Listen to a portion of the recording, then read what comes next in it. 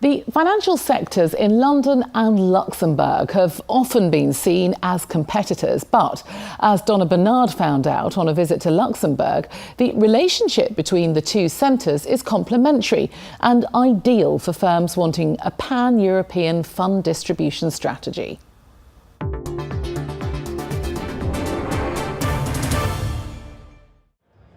A who's who of the financial sector gathered to celebrate 30 years of remarkable growth in Luxembourg's greatest export.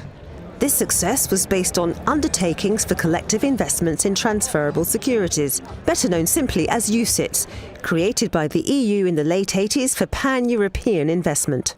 Luxembourg was the first country to make the framework part of its own legislation, and the UK was the second. Many players that had set up in the UK used then also Luxembourg and this new regulatory framework to tap into this new market for pan-European fund distribution. Luxembourg and the City of London have long had close ties, as they're both very international in their approach to financial services. They are both keen to continue this mutually beneficial relationship.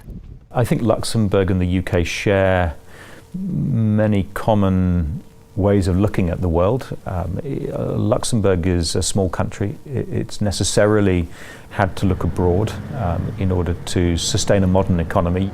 London has done a similar thing, certainly post Big Bang in the City of London. They've looked to global markets, they've innovated within financial services.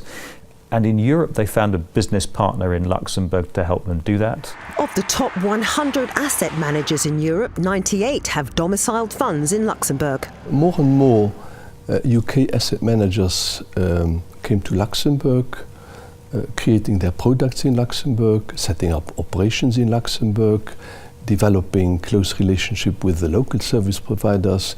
And so that partnership became a reality because more and more people believed in the success of that story.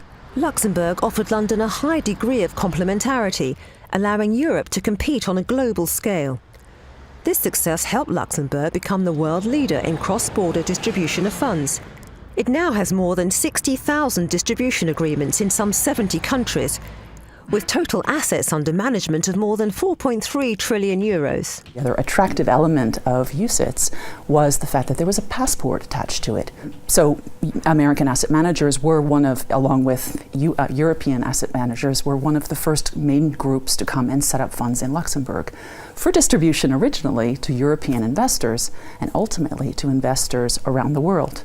Over time, Luxembourg's attractiveness has gone beyond Europe and the US to China and other markets. When it was about tapping the Chinese capital markets, the Luxembourg regulator was the first European regulator to authorize a European investment fund to invest through the different schemes that the Chinese government had set in place, or when it is about sustainable finance, which is also a new area, Luxembourg also has many different channels through which investors can tap this market. I think what really sets Luxembourg apart from many other financial centers is its international outlook, its international DNA. If an asset manager or a fund promoter has a project that they want to create a cross-border financial proposition like a mutual fund, they can come here. They will find lawyers, they'll find tax specialists, they'll find accountants, data specialists, fund administration specialists, everybody that they need to put that project together and to advise them about the best way to do that.